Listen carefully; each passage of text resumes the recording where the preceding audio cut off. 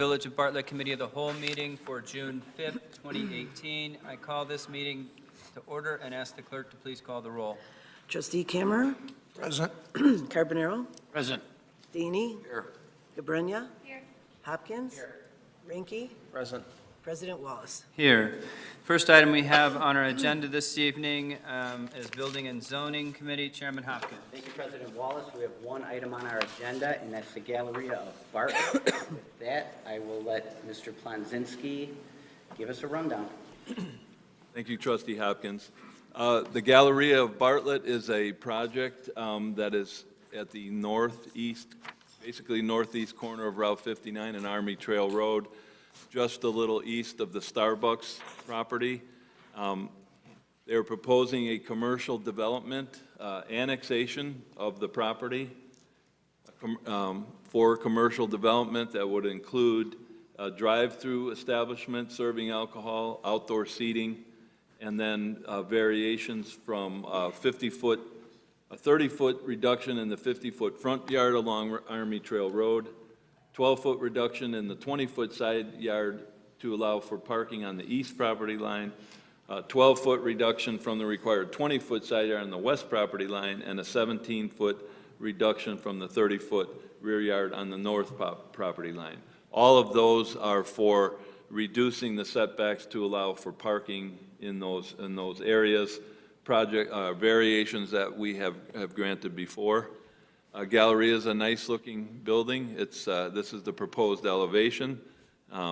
They've got some potential restaurants interested in the site. Staff has been reviewing this annexation, and the one thing, they will zone to B3 upon annexation. One of the issues, there are some issues, as with any development, and it's still in the review. And one of them, and here's our current bike path map, but in that area in the blue, Wayne Township and the village have shown a bike path connection east from 59 through the Galleria property, and we hope that the developer will continue that path system. Staff engineering comments, as well as the county, who has the road jurisdiction on Army Trail Road, are going to be making those comments. And then we are asking for our traffic engineer, as well as the fire department, and our staff have asked for one-way circulation around the drive-through to provide for better access around the site and vehicle movements and minimize the conflicts. We've just shown a few of them. The Army Trail Road, Starbucks has the one-way circulation through the drive-through, as well as some of the other developments that we have, CVS, Dunkin' Donuts, and those Westgate. Actually, we have quite a few more. Everybody who has a drive-through apparently has a one-way circulation around there. I'm looking at them. We're asking them to do the same thing, Jewel Osco Sonic. And we've made those staff comments. It's at the staff level. We've written the comments to the developer, and he is addressing them.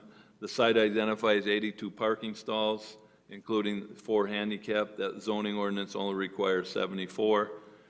They're going to provide a buffer to the north with the wood fence. Let me get back to the site plan. And then to the north is the Far Hills subdivision, but this site is placed conveniently along the Far Hills open space area, so it's all open right there. There's a resident at this corner, and then you've got the Starbucks and the gymnastics center on the west corner, so there's not a lot of conflict with adjoining property owners. Again, the special uses for the drive-through, the liquor license, special use for serving of alcohol, and Mr. DeRosa is here along with his team, so if you have any questions, they are here before you.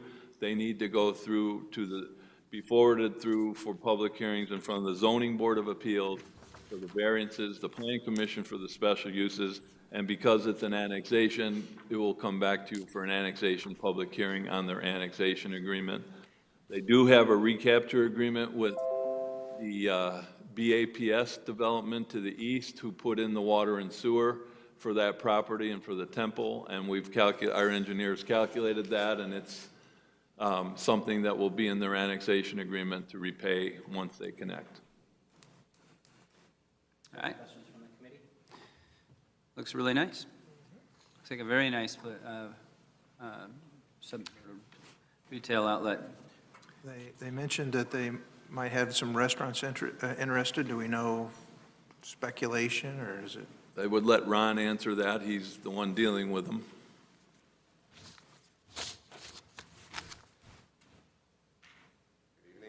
Ron DeRosa from Elmhurst, Illinois. I'm the developer of this project, Galleria of Bartlett.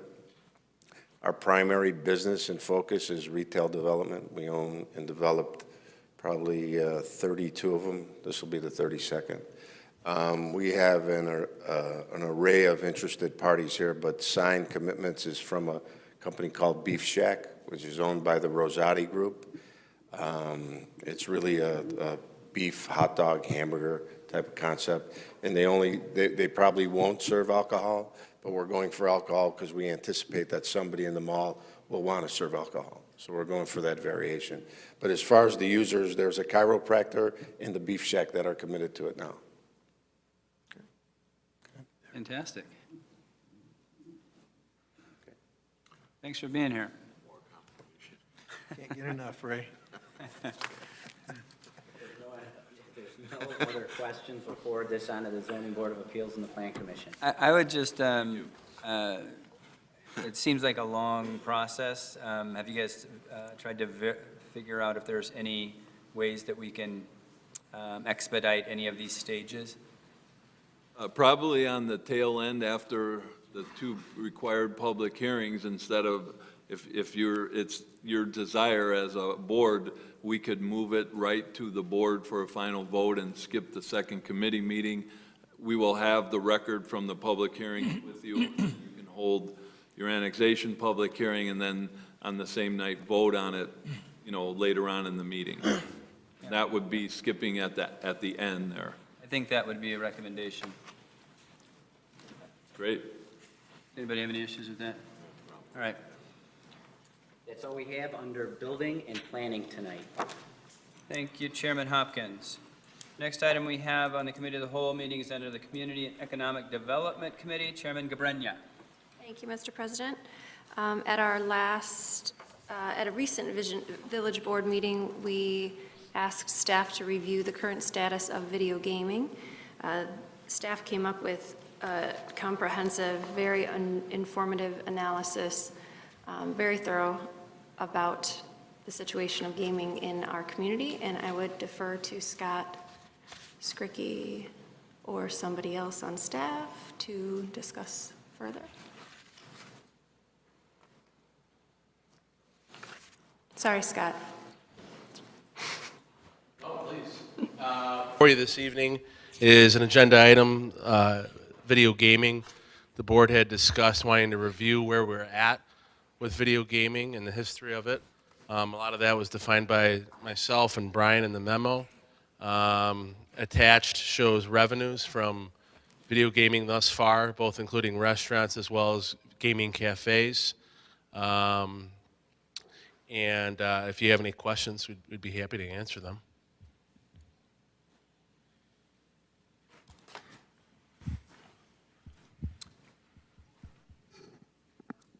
There seemed to be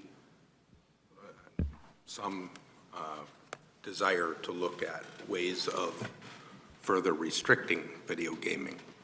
And I know that that's not necessarily the consensus of the board. And I'm not talking about any particular applicant or petitioner, I'm talking about video gaming in general. And I know that Trustee Kammerer has been consistent since day one,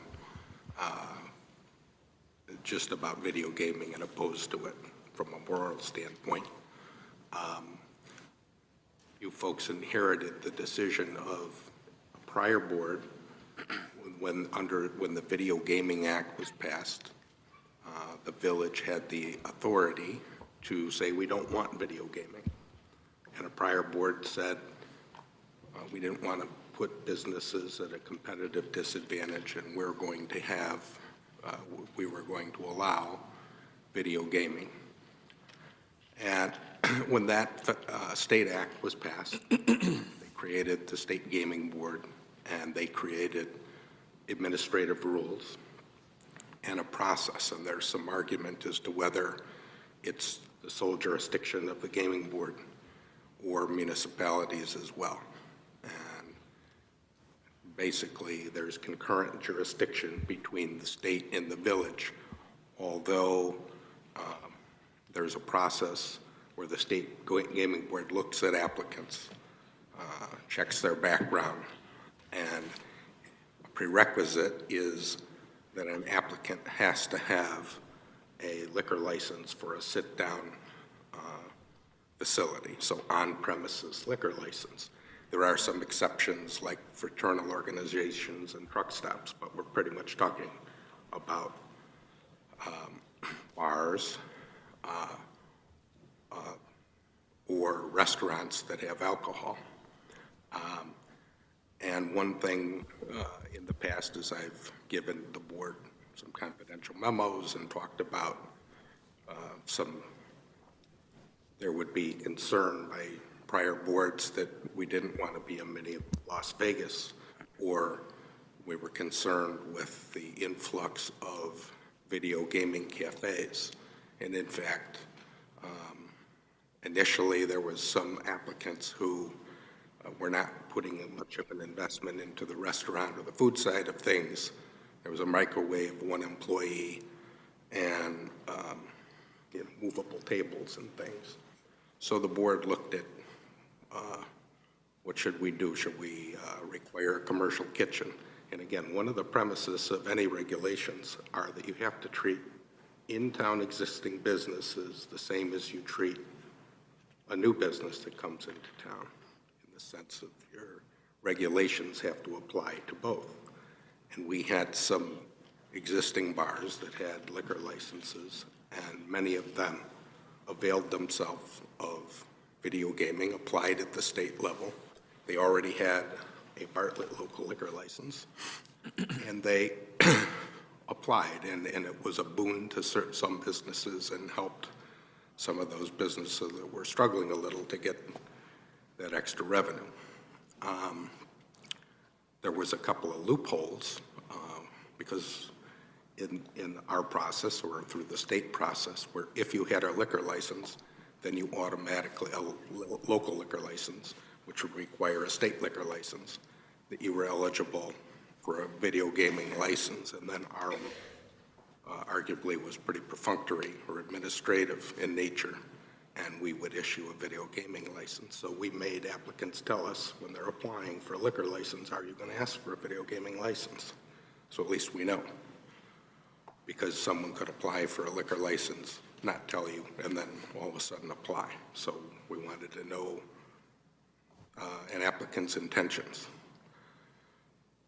The village has been diligent in the issuance of license, and if a licensee no longer uses it, that we eliminate that license. So for instance, periodically the board will pass an ordinance to increase the number of, say, Class Bs from 8 to 9, or if a business goes out, to reduce it from 9 to 8, whatever the case may be on these classes of sit-down liquor licenses.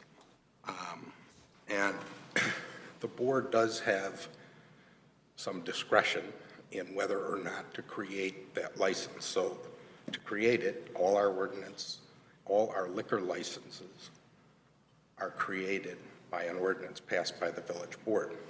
So we periodically would have an ordinance changing it and amending the number of Class B licenses, and the board votes on that. Once that license, and if that license is created, then assuming there's zoning in almost all our commercial districts, liquor, the serving of alcohol, is a special use, and it requires a special use permit in all of our commercial districts. So there's a zoning element as well.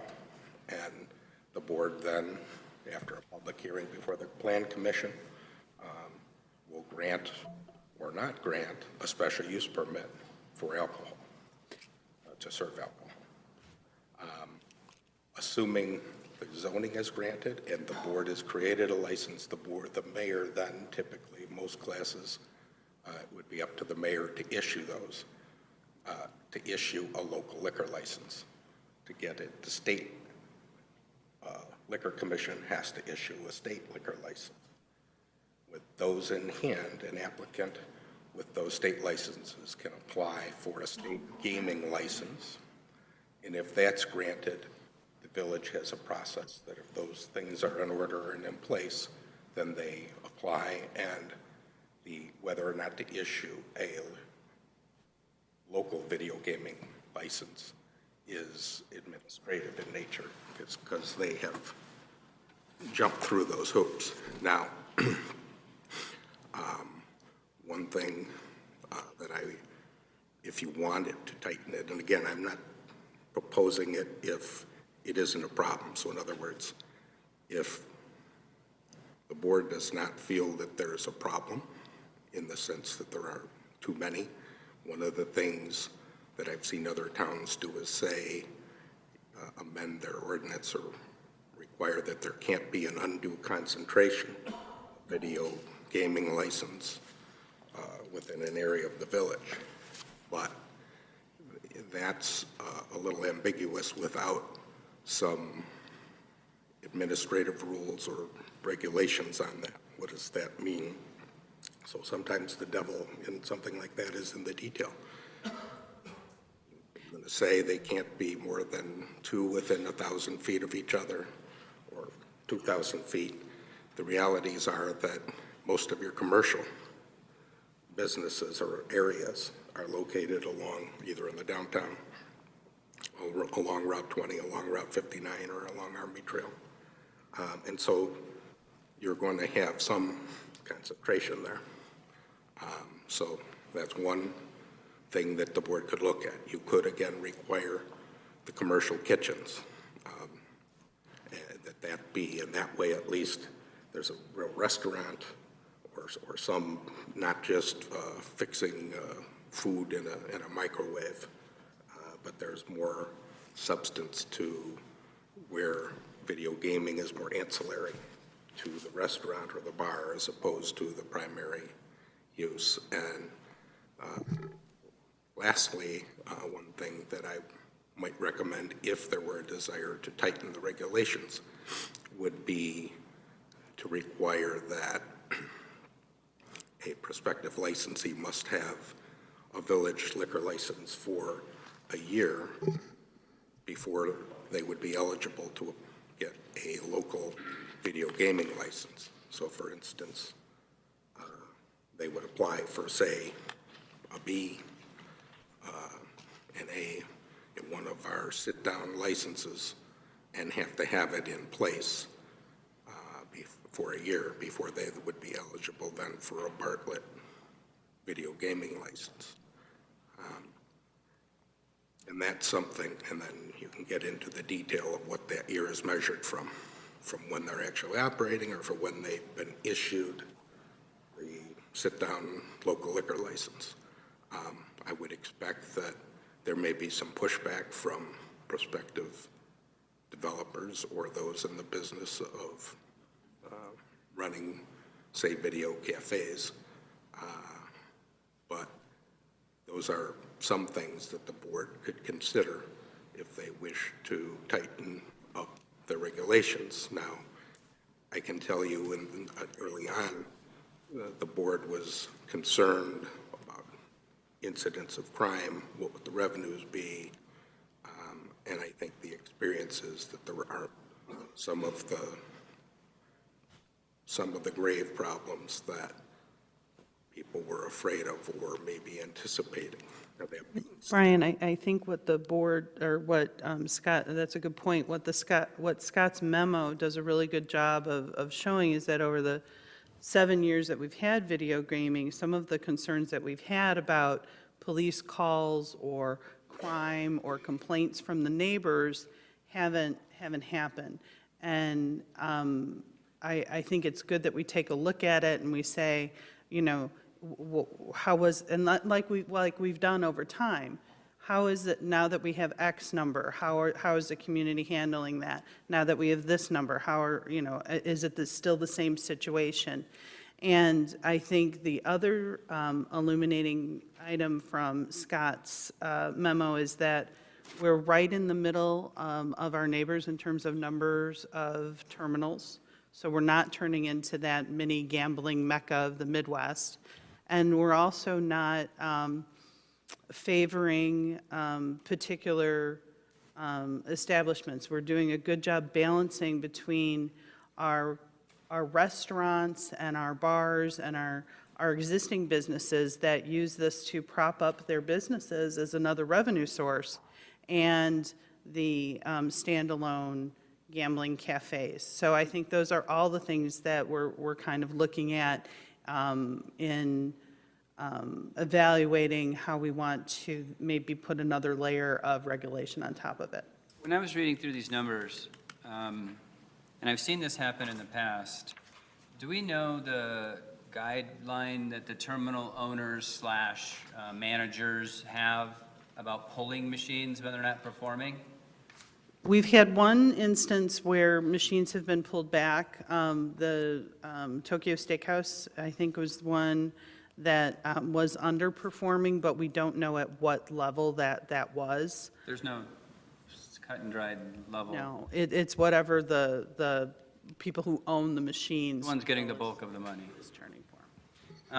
My suggestion would be just a quick straw poll, and as basic as possible, and the board can say, yes, I'm interested in pursuing changes in what we're doing now, or no, I'm not.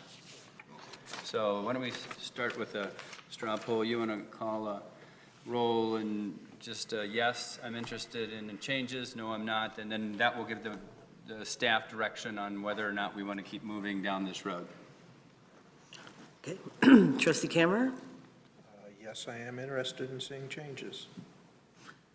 Carbonaro? That would be a yes. DEYNE? Yes, I concur. GABRENYA?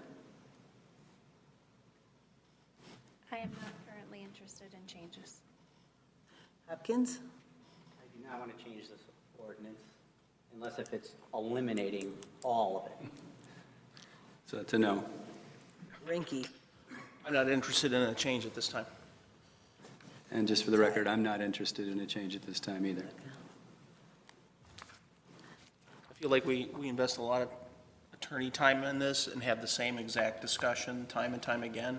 And while I do think it's important to evaluate this periodically, you know, if we're going to do it again, let's have something specific that the board's going to consider rather than just this general discussion that we've had every 6 months for the West, 5 years. I would concur. It's a really difficult topic because, frankly, I don't think that many people could have foreseen the crystal ball of this being as large as I shouldn't say as large, as desired as this product is in communities, which that is a fact. So my objective would be to the quality of what we see coming before us to represent not a little teeny shack, but something that's nice.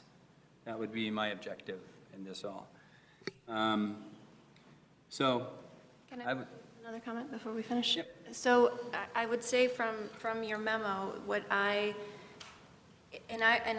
with all due respect, disagree with your comment there, because I think that this is somewhat of a difficult, maybe awkward topic, and something that our residents are concerned about. And I think evaluating it and hearing from our staff that there haven't been complaints, there haven't been police-involved situations, is a testament, and I think that our residents need to hear that, in my opinion, as well as what I got from the memo, specifically as related to the numbers. I don't think that I had realized, in your memo, you had described the revenue that the village has generated from these these terminals. If the village is developing revenue from that, so are those business owners. And as a business owner myself, I know that it's hard to, as a small business, stay afloat. And if we can have that opportunity and we're not causing trouble for the neighbors, I think it's something worthwhile to discuss. So I appreciate on multiple levels us going through that. So thank you for that. I agree with trustee Garbrenya. All right, so I agree with what we've discussed this evening. The reason that I voted yes, that I was interested in changes is because the conversations that we had were kind of reserving our right to limit the amount of permits. And that's where I was going with that. As far as changing anything that we have, these establishments are not causing any problems. They're creating revenue for us, but do we want to have 1,000 of them in town?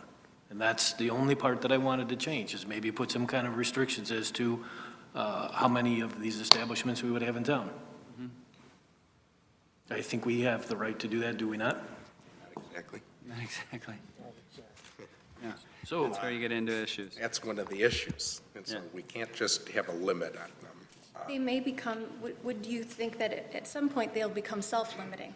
Yes. At some point, there won't be enough business to support a certain amount. Now, what will that amount be? I guess that's the question. That's the crystal ball that we don't have. But I agree with that. I just I don't know if that's possible. it's kind of a labyrinth. Well, I think that's what you're seeing from staff's memo with what's out there.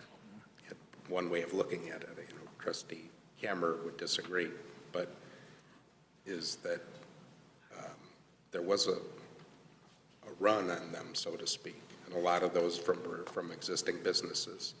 And initially, there were a number of video cafes, but there's some with permission or have the state license that still haven't built theirs yet or opened them.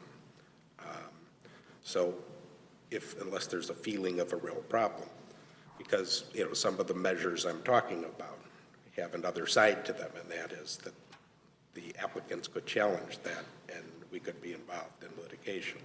And whether it's turning down a specific one, again, it's those 3 or 4 steps that the village has to vote on, and then see what happens.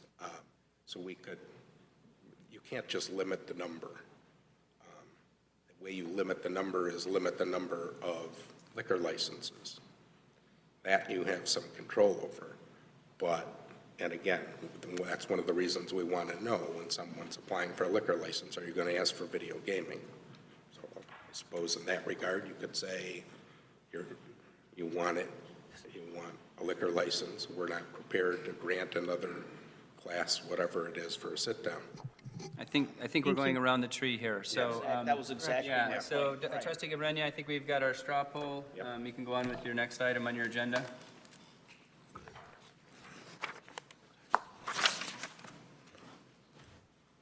Sorry. I'm doing this on the fly. Rana Pasta is expanding their facilities and investing a significant amount in this new endeavor, and in their expansion, I should say, and have requested a decrease in permit fees. Paula, would you like to expand on that? Yes. Thanks, Todd.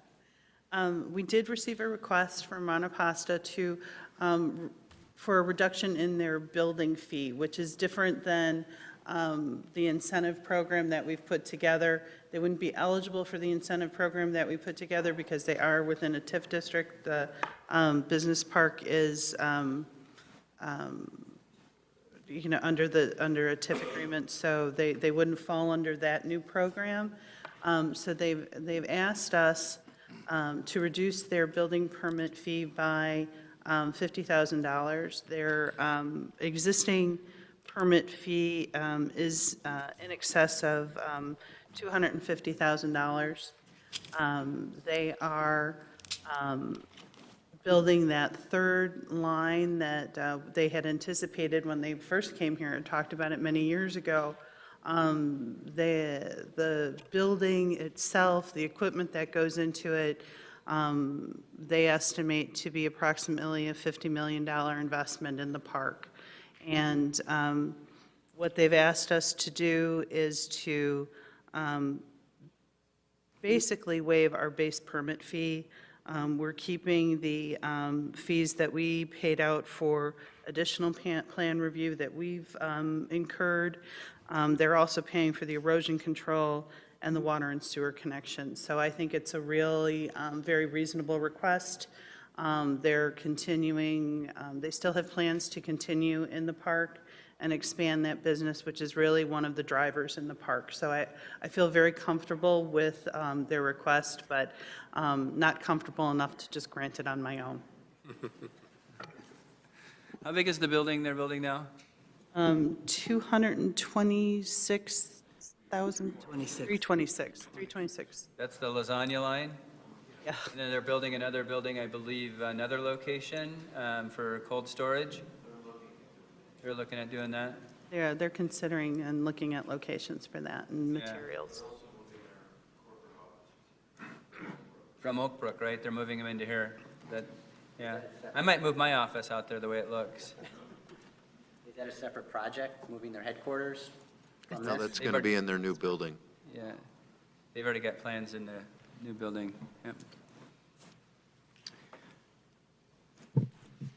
I just want to know it's okay. Can we make a motion from committee? They're just looking for direction. Does anybody have any questions or discussion on their request?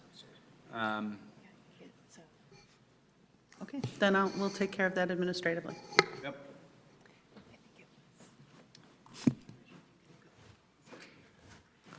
Thank you for being here. Say hi to Sal for us.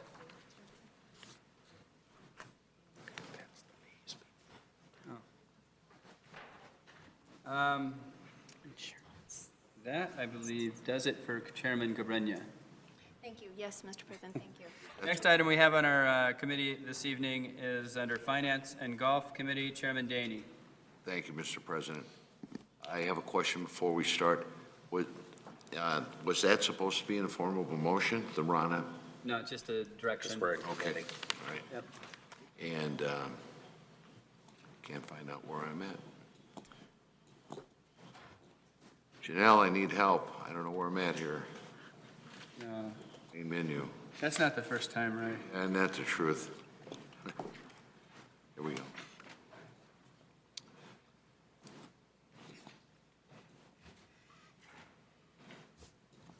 Well, we have presentations this evening for the request for proposals for the broker consultant services, the Village Health, Dental, and Life Insurance. And I'm going to ask Janelle if you take this from here. Thank you, Trustee DEYNE. That is correct. We have this evening three different presentations from three different firms. The first is going to be the Horton Group, and they have a digital presentation as well as pamphlets to hand out. And I will let them introduce themselves. Move it like this. Thank you. Okay. Thank you.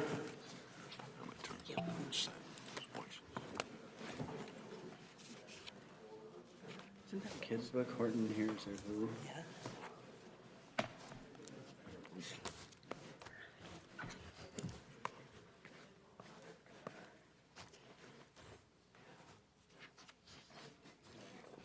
Thank you, Janelle. Good evening, President Wallace and trustees of Village of Bartlett. My name is Mike Wojak. I'm the Senior Vice President of the Horton Group, one of your groups presenting tonight. We'd like to kind of give you a brief, we understand the time format is about 10 minutes of presentation and then open for questions, so we're going to move through a number of slides rather fast just to give you an idea of who Horton is. And some of our services, and some of the discovery we had on the Village of Bartlett. So in the spirit of tonight, who is Horton? We are a company that is privately held, headquartered out of Orland Park, Illinois. We are in existence for 46 years. I helped co-found the benefit division back in 1989. Today, we are one of the top 50 brokers in the country. However, our offices are all located in the Midwest. We have a very prominent involvement in public sector practice, which I started about 25 years ago and still head that up. We're a multi-line shop, so we do not only employee benefits, but commercial insurance, personal auto, and home. We're proud of the fact that we've grown from about 12 employees back in 1989 to roughly over 400 today, all with very talented people we're very proud of. I'm going to introduce a couple team members here that would be part of your organization. I certainly would head up the team that would manage the village benefit program. Michael Sturk is a co-consultant with me. Beth Ishmael is a client executive, and Laura Chizansky is our wellness director. So each one of us will kind of go through a number of slides quick. Thanks, Mike. Michael Sturk. I'm a consultant with Mike here at the Horton Group. My background is I'm a certified public accountant licensed in Illinois. I do a lot of our data research and analysis. And part of accounting is using data to tell a story, and this is very similar to what we're doing here. A question that frequently comes up when we're working in the public sector is what's your experience, what's your expertise? Do you work with other employers similar to us? So just quickly, just a snapshot of our practice group, what we would consider our municipal clients. These are local governments, very similar to the Village of Bartlett with respect to their operations. Moving on, just very quickly, some data on who we are as a group. You'll see we're very comfortable in funding arrangements, whether it's self-insured or if it's fully insured. We do obviously see the bigger scale the cases, the more likely it is to be self-insured. But pretty interesting is our growth, particularly over the last, it's hard to lean over the microphone. So pretty interesting is our growth, particularly over the last 3 years. It's been about 44.5%. It's a big testament to the way the market has evolved their buying principles. And as Mike's going to touch on later, it's very consistent with where things have headed and how Mike has kind of structured our group and how Beth works with accounts. So over the last calendar year, our average account renewed at 2.2% in our municipal practice. It compares favorably to PricewaterhouseCoopers' national trend. There's another data piece on that. But the point is, we're just trying to show you there's not like a gimmick. If you've worked with us for the first year, here's like a magic lever we're going to pull, or the second or the third year. We've seen consistently long-term relationships and in the immediate being able to generate positive results. So one thing that jumped off from some of the data that we got to review from the village were the rates. So this chart just very briefly represents anonymously all the PPOs that we offer to our group. So there's about 33 PPOs in this population. And so just roughly, this is where the employee-only cost for the monthly premium for Bartlett's PPO would compare relative to the rest of our population. This is just what we're coming into. This is a reflection, too, of like long-term, so this isn't just the cost yesterday or tomorrow. This is a representation of kind of all the inputs that go into premium. And so this is the employee spouse category. This would be the second tier. This is how it compares, again, just like the first one. This is employee child. We only have 28 plans that have enrollment on the employee child, so that's why you'll see a discrepancy between this chart and the previous one. So you see that would be the most expensive, and then just a quick, here's the family monthly premium. So these are just some quick notable metrics on how we use data with our groups. These are just some examples of data we would use in the collective bargaining process to help implement change. And then Mike can touch on this a lot better than I can. It's consumerism, wellness, and the retiree strategy. Those are kind of the three principles that we're using to get our. So going back to the slides that showed, unfortunately, Village of Bartlett, it was the highest achiever on the highest costs. Not a place where you want to be, obviously, but those are direct costs today. But those have an impact on future costs as well. So there's a Cadillac tax looming still in the Affordable Care Act law, something that we watch constantly. We included in your packet a projection of where you would be in 2022 when that law goes into effect based on your premiums today, and it's a sizable number and it continues to grow. Again, depends how you want to bet. Is that law still going to be here? It was postponed 2-3 times already. We are very active in Washington in trying to kind of disband that part of the Affordable Care Act. Our biggest question is what's the alternative to it?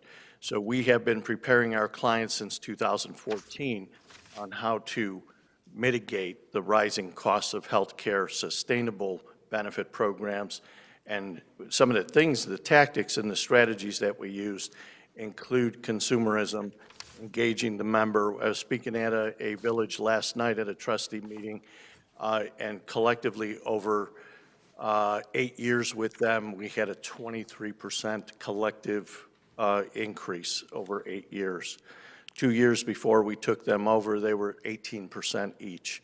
They have implemented a lot of these programs that we're talking about here right now, a wellness program, which Laura's going to come up real soon and talk about, a retiree carve-out for post-65 members.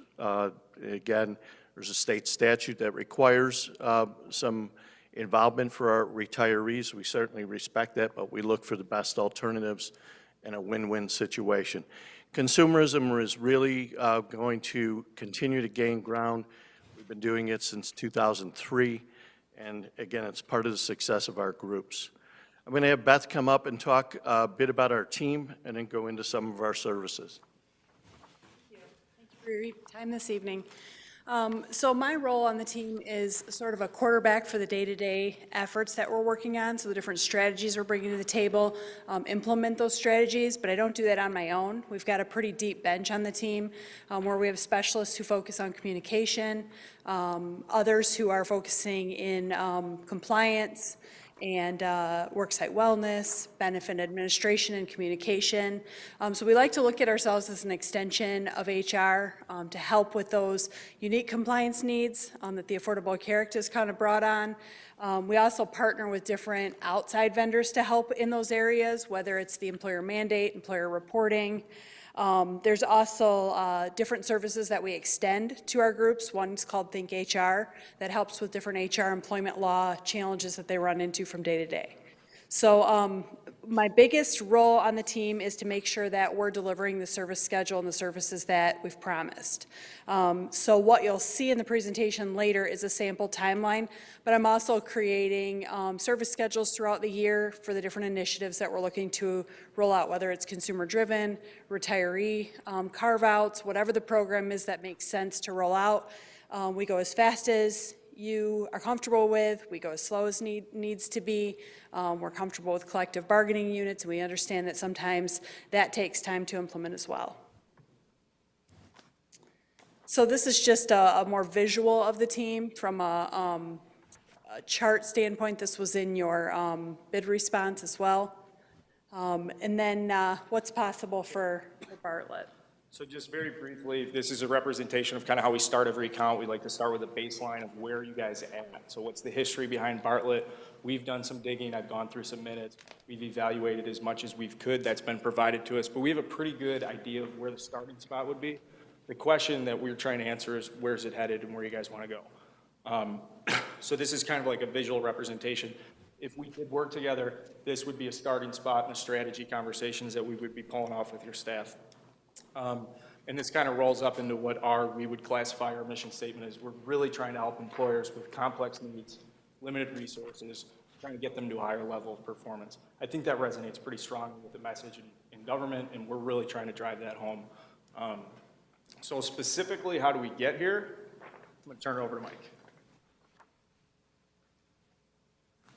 Why am I the only one that has to lower the microphone? Because you're the boss. Years of shrinking. So this is kind of our scope of services, just kind of in a format and a wheel. It's very important that we do a very deep discovery stage with any client that we get involved in from day one, knowing what the challenges are, what the collective bargaining agreements look like, the cost value challenge. OPEB liabilities. That's been in just about every RFP we're responding to today, and we think we have a very good game plan to help mitigate that, besides the Cadillac tax. Current cost containment strategies that you are using, and the big one that is not everybody's paying attention to, but it's the generational study. We do a very deep dive in that and take a look at who your future employees are going to be, not just what your CBAs require, because they will be different. The future employees, we're talking about a millennial generation being 50% of the population in just a couple of years, 2020, and then that number's going to increase. And are the CBAs matching those needs?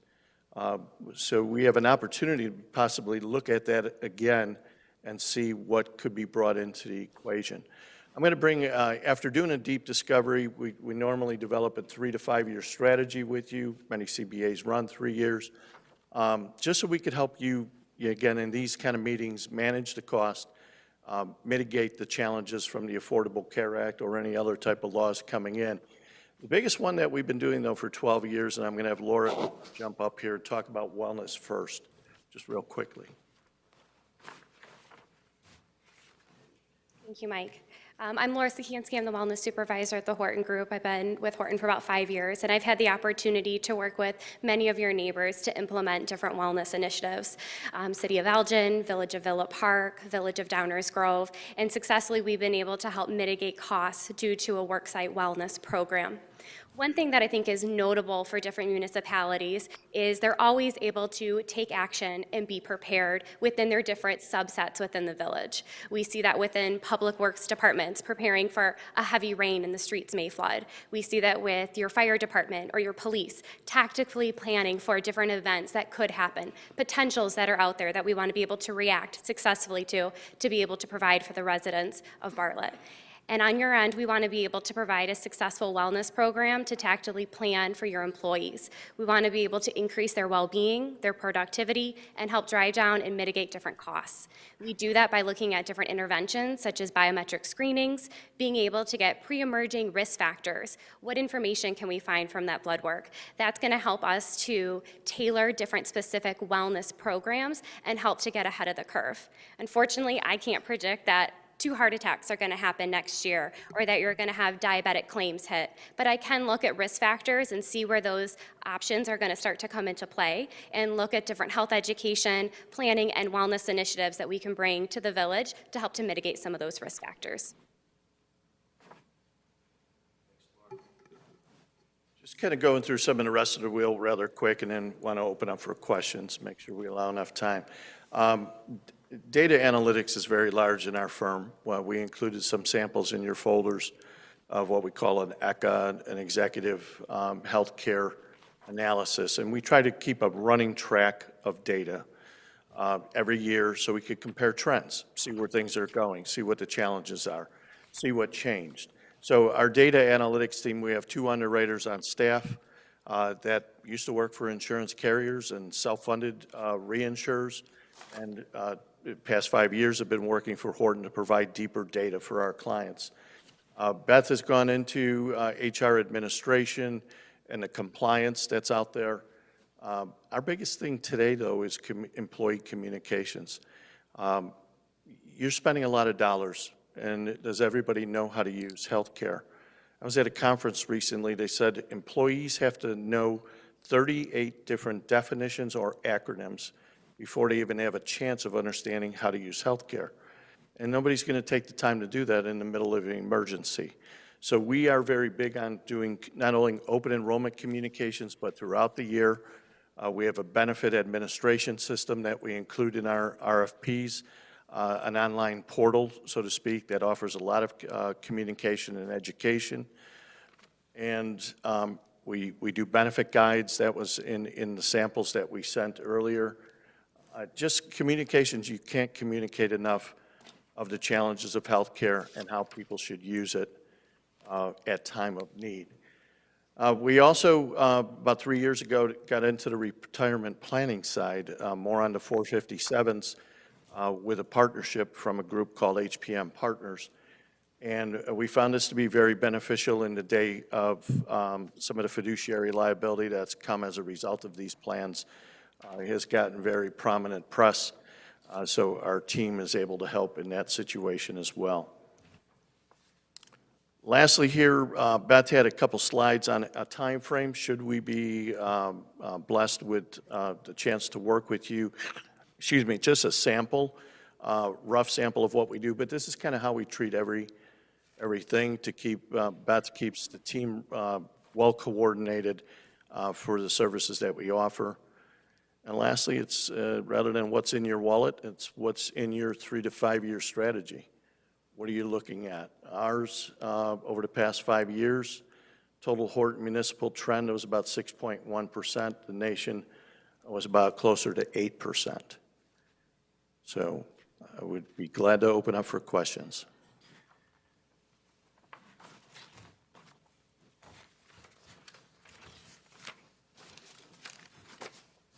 What can you tell me about biometric screenings? I know the word interventions makes Rana. Biometric screening event, that's something that we would plan and go to market essentially with our various vendors, just as you would go to market for a medical carrier. We have several partnerships with different biometric screening providers. Kind of the nuts and bolts behind the program, that would be my job to implement. We would just need specific date, time, location, that sort of thing, and then it's my job to actually plan the event.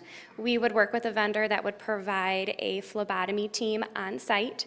We would, of course, promote the event to all your employees. It would be a fasting blood draw, so we try to do it first thing in the morning, accommodating different shifts. I'm sure you have round-the-clock staff. They open it up to a lab partner for people who can't come on site.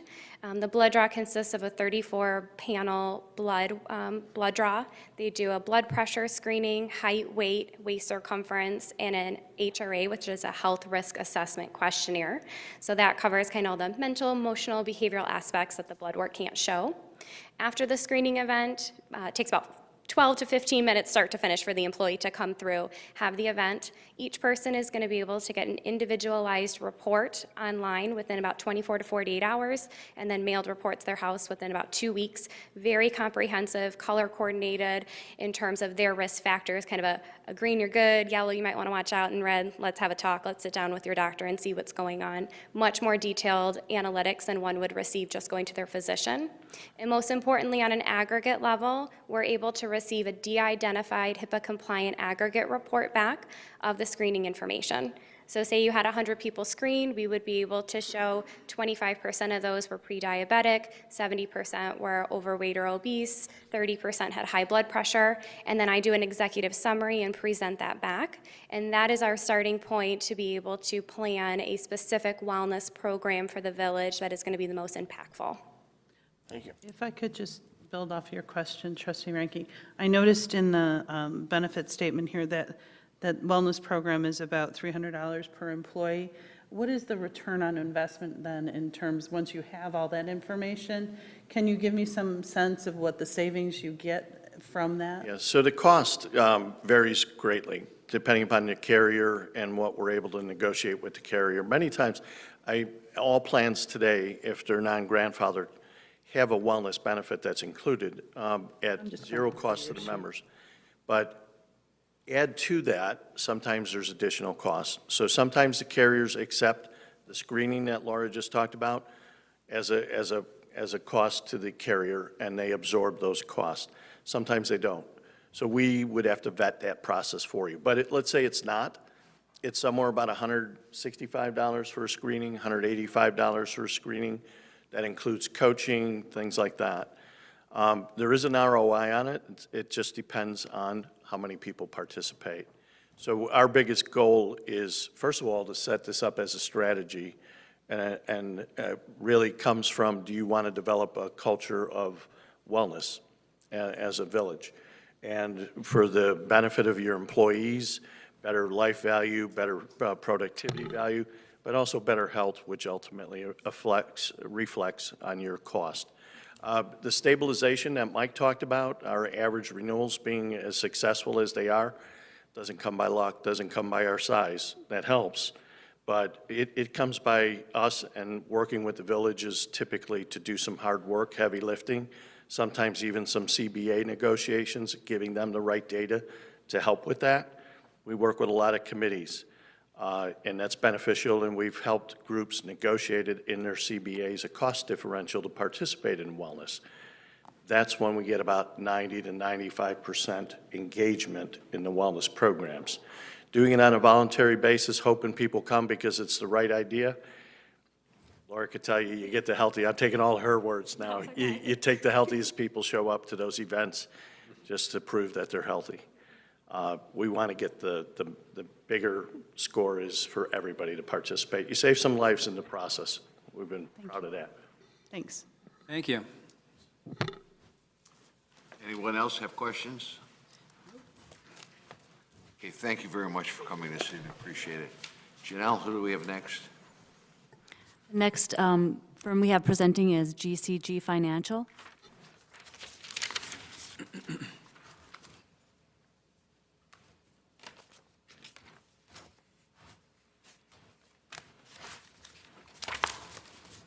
Good evening. I'm Catherine Loney with GCG Financial. We're passing along, Amy Abel is my account executive, and she is passing around a flyer just to highlight some of the things that we responded to in the RFP. I've been in the industry for about a little over 25 years, and I got into the industry because I was working with medical malpractice and in the hospital side. I answered an ad to a gentleman who said, I walked in, I said, this looks like insurance. I want nothing to do with it. I have no knowledge and I have no desire to learn. And that gentleman looked at me and said, sit down, Missy. What better service can you be than in a commodity that no one understands? And that is the line that keeps in my brain every single day that I go to work, and I love what I do. So I tend to get a little passionate about it, but I like to know the people. So I can tell you about your statistics, I can tell you about the trends, and I love the Affordable Care Act. Amy thinks I'm a geek because I wanted to read it. But I found things like the Early Retiree Reimbursement Program, and I came running downstairs saying to my husband, I can get us lots of money. And he's like, how can you do that? Not us personally, but my clients. Because in the Affordable Care Act, there was this component, the Early Retiree Reimbursement Program. I only work in the public sector, so I work with those retirees 55 and older. I know that they were claimants. I know that we could get money. So I teamed up with an actuarial firm who were experts in being able to obtain this money back for our clients. Amy, who I call my computer geek, was able to extract all the reports that we needed within our Blue Cross system and within our third-party claim administrators that we worked with, and we were able to get hundreds of thousands of dollars back into our plans by paying attention to the Affordable Care Act. Those are the things that I like to do. In addition to that, I think it's the engagement. It's getting to know the employees. And when we start, as we look at the GCG approach, is evaluating, where have you been? How did you get to where you are? We all know we have the Cadillac tax looming out there if it ever arrives, but nonetheless, let's work with employee engagement. I noticed some of your plan designs. There haven't been changes. Why haven't there been plan changes? Hasn't it been communicated, or do we need to talk through what's a different strategy to model this to keep the level of benefits at the same level that you currently have, but let's think outside the box. We need to step outside the box because in several of our cases, we've been able to keep the same level of benefits, but to engage the employees, not hit them with a stick, but to work with them so they're engaged in their own health care. We don't know the commodity. We spend more time looking for car insurance, we spend more time for looking for a dress, we spend more time buying the car. But what about our health insurance? If it's paid at 100%, do we care? Do we just go? If there are programs that are put into place to be able to work with people, but we need to know where you're coming from. Where has it been? And where do we want to go? And as a team, how do we get there? Because that's where we've seen our success. When we work with people who contact us, the employee, and says, most of the time, though we can get great reports telling you about high claimants and things of that nature and where our claims have been, but if the employees know us They'll call Amy. They'll call me. They'll say, we have this coming up. How can we work through? We worked with a mom who knew that she had a medical condition with her fetus that she was carrying. Should we have the surgery in utero, or should we wait? We work with the doctors. What's the best approach? What's the most cost-effective approach? We want to do what's in the best interest. We want doctors to continue to practice medicine, but we need to be engaged with the medical plan. So that's when we're doing the reviewing, the evaluating. We look at networks.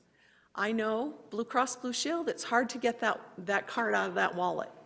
That card, but we also have to remember that network is the broadest network, so we're receiving the highest level of benefits, the highest level of discounts for the most part.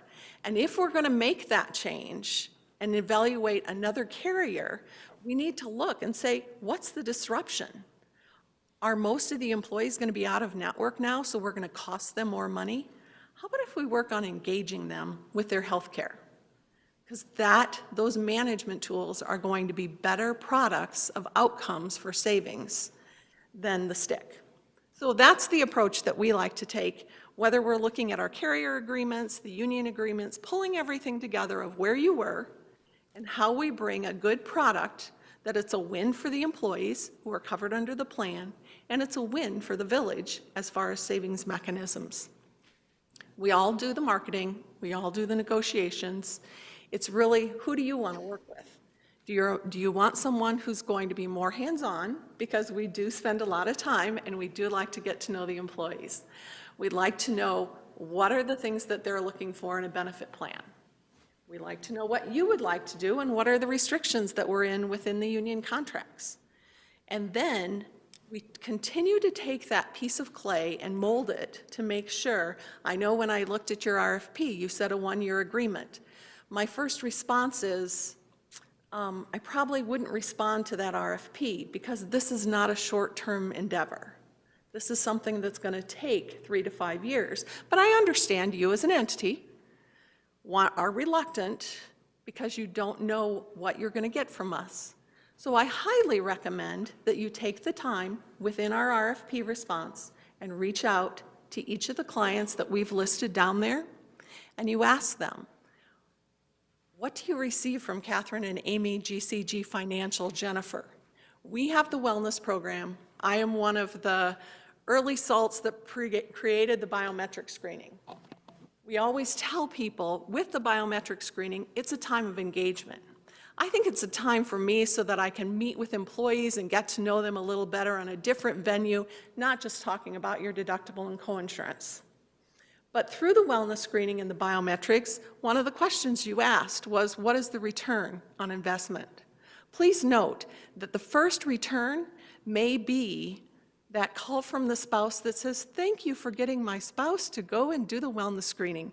But there's a lot of charges to it because they found things that they never knew they had. So the cost can be quite high in some instances. You will hear people say, for every $1 you spend on wellness, you get a $4 return. For every $1 you spend on wellness, you get $11 return.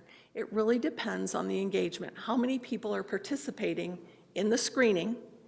And then you can lead a horse to water, but are they going to drink? Are they actually going to do something with that? Well, then we talk about incentive programs and what can we do for incentive programs? What is the financial stability of the plan, and where are the funds to be able to support those? So yes, we do the biometric screenings as well, but we use it as another engagement opportunity with the employees. Financial analysis, I tend to look at all the statistics. So I look at the statistics. Most recently, I've been following a prescription drug challenge is what I'll call it, because I had implemented a program, some management tools, made sure that we were engaging people in it, and I knew that there should be some savings. I knew that the dollar should be saved, and I wasn't seeing the return. So I just stuck to my guns, and they kept saying, new to market drugs, this is going to cost more. The trend is this, it's going to cost more. But there was something missing. So I continued to look at What were the drugs that were spent? What were the conditions and what were people taking one year? And with another sample group, and there was something missing. Well, it was the plan build. It had been built wrong within the pharmaceutical company, within the pharmacy benefit manager, and it wasn't being adhered to, so we weren't realizing the savings. But unless you sit down, and this is our time to do contracts now for all our July 1 renewals, making sure every contract parameter is accurate, making sure that the plan build and is paying properly. That's why we want people to talk with us about how that claim was paid. Send us your explanation of benefits. Amy and I always say, we're not covered under the plan, you are. So if you see something a little amiss, you need to bring it to our attention so that we can make sure, because today we put the plan build in, the computer parameters are there, and we expect that it's paying properly, correct? And then rates go up and we think, gosh, what's happening to our plan? We have to make sure that the plan parameters are accurate in the computer and claims are paying properly, whether it's medical, dental, and that's where, once again, having that conversation with the people. So reviewing the plan documents, making sure everything's accurately reflected. So yes, we do the analysis. Yes, we do the wellness screenings. Yes, we do your Affordable Care Act, love that bill. We take care of all of those components, but most importantly, it's getting to know your employees, making sure that doctors continue to practice medicine, and making sure your employees are taken care of, and you have a cost-effective plan when you have engagement. Any questions?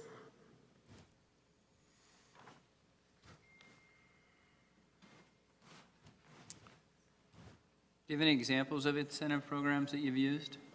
We have used incentive programs. The most recent one that we're starting for the biometric screening, is that what you're referring to? We started out with a deductible credit. That was one whereby you will raise the deductible, but if you participate in the screening, you would get a deductible credit. So for everyone who's participating in that screening, so it takes the edge off of, but it also gives them an incentive for participation. Good. I asked one time, which I would not do, but I asked one time one of our wellness vendors that we use several different wellness vendors, and I asked one of them, I said, so how do you get that 90 or 100% participation? And their response to me was, if you don't participate in the screening, you get the $2,500 deductible plan. To me, that's a stick approach, and I wouldn't do that.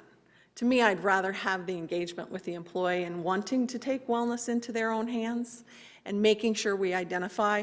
But I also want you as a municipality to know there will be expenses incurred, not only for the screening. Yes, we have 100% coverage for wellness, so we could run it through the plan.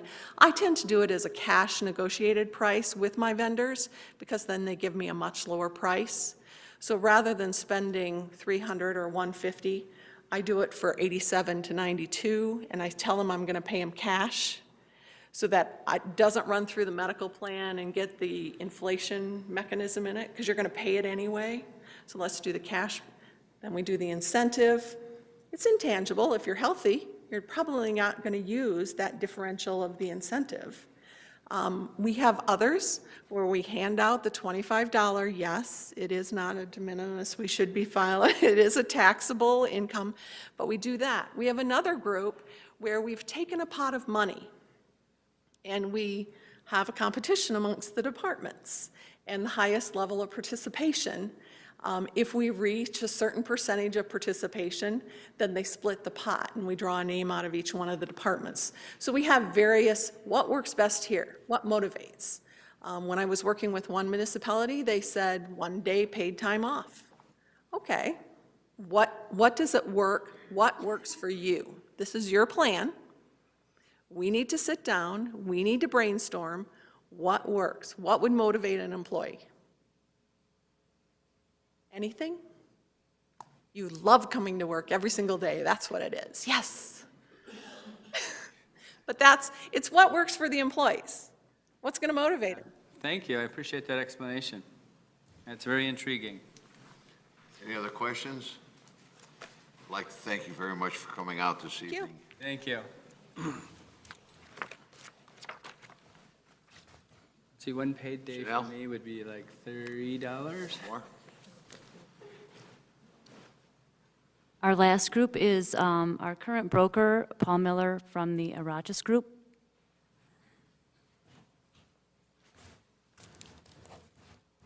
And Kevin Lash from.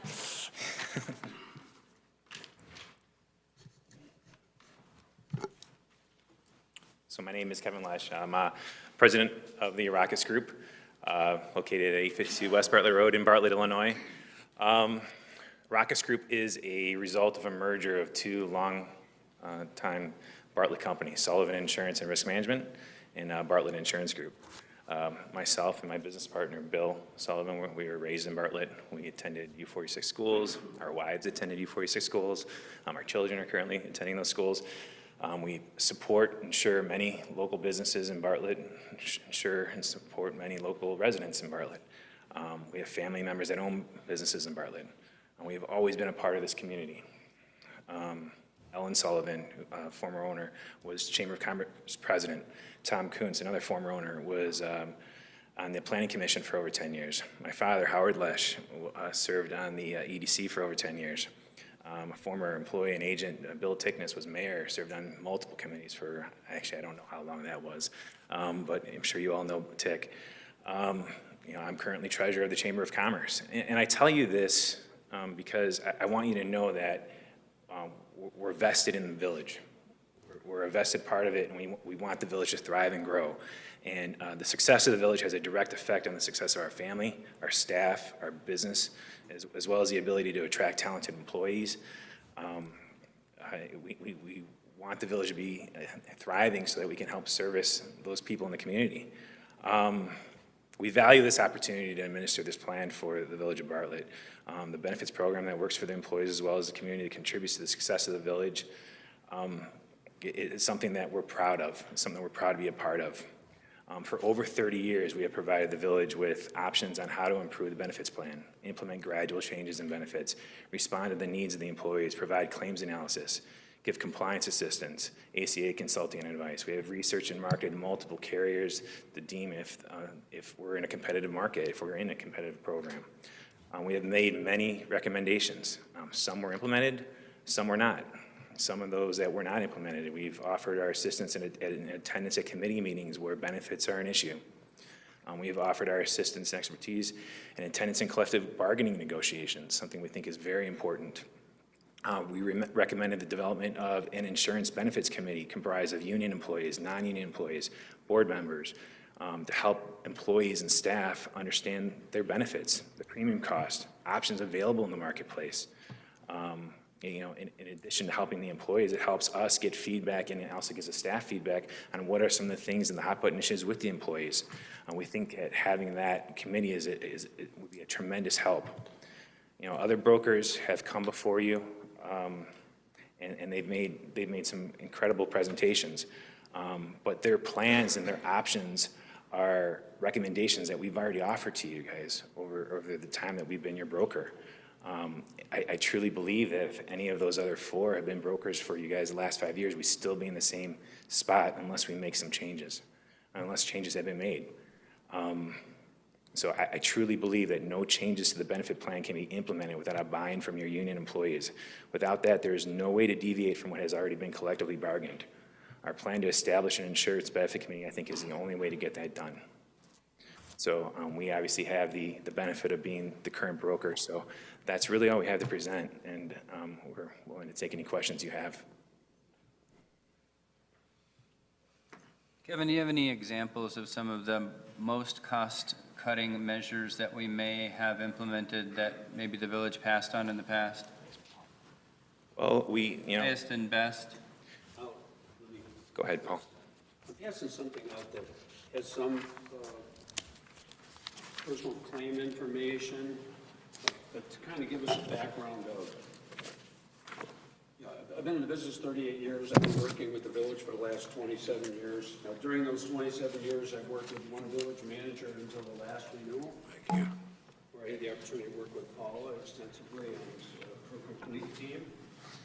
And this packet, you're going to see what the plan had looked like over the last 27 years. And there hasn't been much change. I've recommended, we've talked about high deductible plans, HRAs. How do we motivate people to get healthy? And I have handwritten notes since my first meeting in February of 1991, hundreds of them, as well as every meeting, every email in our paperless system. You can see there hasn't been much of a plan change. And part of this is the great benefactory position of the Village of Bartlett that every negotiation they provide through the union employees, be they police or the public works, they tend to extend those to all of the non-union employees as well. And when we try to work within the constraints of those negotiated benefits, we can't just run extreme deductibles up or dramatically change the contribution rate. Currently, and you'll see my notes here, based on the employee's position, their family status, they pay anywhere from 10 to 20% of the total premium. Now, because we can't just walk in and say, we're going to a $2,500 deductible, we've looked at, could you offer that as a viable option? The problem is when you're only paying 10 or 20% of the premium, you, the employee, might save $600 a year, but you've increased your out-of-pocket $1,500 to $3,500. And I don't know that there's any of us in the room that would take that exchange. The other problem, and one I'll mention, we have no retirees on health plans, so if we could be saving money doing that, we'd have done that already, but we've motivated them off the plan because the rates are high. And participation. I think Mike from Horton said it best. It takes buy-in for these wellness programs. And Tracy and I have gone through all the wonderful material available from Blue Cross. We can identify, we don't even have to go through the bottometrics. We know that we have certain issues in this group. I mean, with the police department, you know that there's going to be stress factors. And we've sent out material on how do you deal with asthma, for example. We had a lot of high incident of emergency room visits for asthma. You can send the material out and you can talk about it, and we've talked about wellness fairs, but we need buy-in. And I'm not sure how you can help us do that, but the constraints are strong. We talk about services. In our 20-page report, I think our wheel looks even better than the Horton Group's wheel, but we all do all those kinds of things. But back to the level of service they provide, and let's talk about compensation. When I first started working with the village, I did everything for them. I would enroll employees. I would explain employee benefit choices, the whole 9 yards. And we were receiving 3.25% commission on this group. They brought Tracy on board, and she's the one that alleviates all those fears and concerns that Mike mentioned. She sits down with these people hand in hand, walks through all the options, explains everything until they have a comfort level to make the right choice. And because of that, we reduced our commission to 2%, and that was a number of years ago. So we've been working strongly together. I've helped people solve claims all the way from the people at the top to the people at the lowest pay grade. When we get a call, we go to work, and I've got a great support staff in the office. Everybody knows Peggy, and I think Janelle and Tracy both think the world of her. We respond. So we've talked about adding these kinds of things, but we've had a very hard time getting people to participate and join the process, and I'm not quite sure how we do that. One of our issues, and when you look at those claim reports, we have both problems. In the report, you'll see that our large claims on the PPO have increased from 5 to 9. You'll see those benchmark. What's a benchmark report? A benchmark says that for a group of this size, Blue Cross expects to have an emergency room payment that paid per month per member or paid per month per covered person. The Village of Bartlett's claim numbers and frequency are always way above the benchmarks. And it's an issue that we can only address through some kind of participation in wellness. But we've got both problems. High claims, you don't know when somebody's going to have a heart attack or a medical problem. And for the last 4 or 5 years, we've had those issues with our PPO loss ratio running 140 to 50%. Nobody's going to give us a discount. Every time I've gone to the market, whether it's Aetna, Humana, United Healthcare, I send them the claim reports, I send them the benefit plans. Everyone respectfully replies, we can't be competitive and will decline to quote. So, yeah, we want to work as a team to try to bring this together. But it's very difficult when, for example, bringing networks. We've talked about the smaller PPO networks, the smaller HMO networks, but it had to be offered as a choice. We can't just carte blanche say, okay, we're not going to use the HMO Illinois network anymore, because we'd have a collision with some of these negotiated groups. And when you offer it as a differential and the premium's only 4%, and the employee's paying 10% of that in the HMO, there's absolutely no motivation to offer a dual or a triple option if the employee's not motivated at all. They'll definitely pay the small increase in fee to maintain the highest plan with the best network admission. So we come back to the summary of we need to get the employees on board, recognize where we're heading, and it's not a good place. Now, I will say that with the plan changes we made on the last renewal, we've increased the drug deductibles, the ER copay, and as a matter of fact, the ER claims are down like 26%. I mean, that's a tremendous thing when that claims reporting period was the end of February, and the plan change took December 1st. We've also added telemedicine, which may have helped us too, to dissuade people from going to the emergency room. But as long as 3 years ago, it was more cost effective for an employee to go to the emergency room than it was to go to see their local doctor. And I pointed that out for a number of years, but it didn't change until just recently. And we've increased $150 emergency room copay is unheard of on a plan today. But we're still with the constraints of how can we negotiate these benefits with our employer, the groups in the city, and we think we'd like to be on that team to try to help. You've never seen me here before when it comes to what were the renewal options, and I've always offered that previous village manager the opportunity to come and explain what we've been doing. You don't see the sausage making. You just see here's what's been decided to do. You haven't looked at the reams and reams of, quote, this change in the copay, change this copay, or the RX copay. What happens if we increase our deductibles? The problem always came down to how do we motivate an employee to switch to a more cost-effective plan when their out-of-pocket is insignificant? And, as a matter of fact, the biggest change we made, I've talked about 4-tier rates. We've had a 2-tier rate. You're either single or family for the last 27 years. Finally, Paula was able to implement that change because one is more equitable across the board, but we couldn't reduce the or increase the contribution for dependents because that's within the contract language. But nothing said we couldn't spread those tiers to employee, employee spouse, employee kids, and full family. We save more money by making that one change than we have on all changes in the last 27 years. Because now people who have a spouse that worked elsewhere, maybe they chose to put that spouse there, and they've gone to employee-only coverage or employee and children coverage. It's not like those people lost coverage. They may have just gone to an employer plan. One of the biggest things I do with my groups is dependent audits. And how do we get those? There are actually groups out there that will not let your spouse be on your plan if they have a plan eligible where they work. Now, that's a radical move, but we've talked about those things at all these meetings, and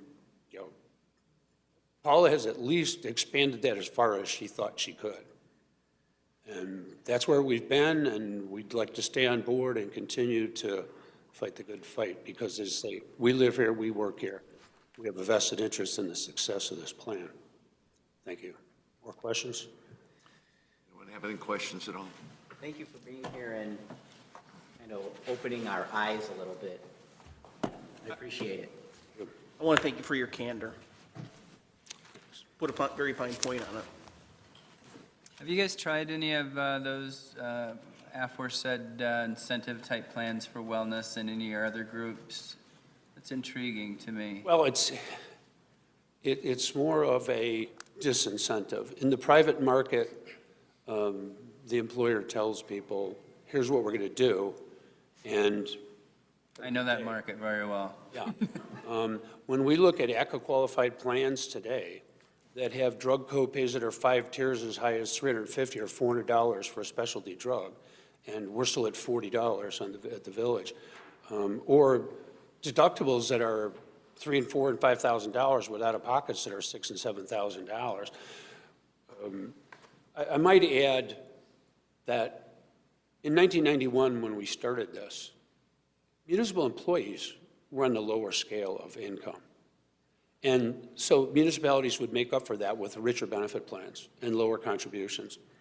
And as time went by, I think when we look today at the average pay of, and I don't want to upset or offend any employees here at the Village, but on average, that same position may actually pay a little bit more today than it might in the private sector. But yet they haven't reduced those benefits and contribution levels. Talked about that many times. Thank you. Gentlemen, thank you very much for coming this evening. Does anyone have anything else? Mr. President, that concludes what we had on our agenda this evening. Thank you, Chair. Thank you, Janelle. Thank you, Chairman DEYNE. Janelle, thank you for your work on this. Thank you all for coming and presenting this evening. We really appreciate the information, some very enlightening stuff. With that, we will be adjourning to executive session. Where's my agenda? To discuss the setting of price for sale of village-owned properties pursuant to Section 2C6 of the Open Meetings Act. With that, I'll entertain a motion to adjourn to executive session. So moved. Second. Moved by Trustee DEYNE, seconded by Trustee Hopkins. Will the clerk please call the roll? Trustee Camera? Yes. Carbonell? Yes. DEYNE? Yes. Gabrenya? Yes. Hopkins? Ranky? Yes. We are adjourned.